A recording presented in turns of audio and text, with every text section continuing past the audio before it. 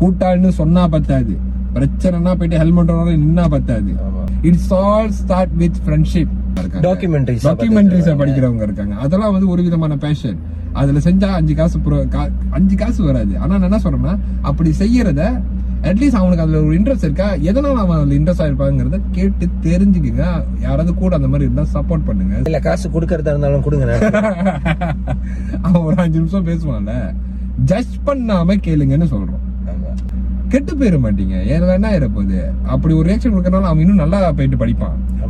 கூட இருக்கிறவனுக்கு என்ன வரும், கூட இருக்கிறவனுக்கு என்ன பிரச்சனை, மனசார விட்டு பேசுனியா, உனக்கு ஏதாவது செய்யணுமாடா, தைரியமா செய்யடா, பாத்துக்கலாம் அப்படின்னு எனக்கு ஒரு நண்பன் கிடைச்சனால நான் இவ்வளவு தூரம் பேசுறேன். தப்பா பார்த்தா கூட எனக்கு பிரச்சனை இல்ல.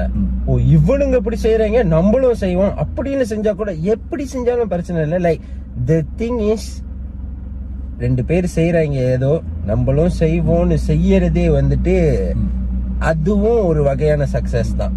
Because you are breaking what you thought you couldn't do.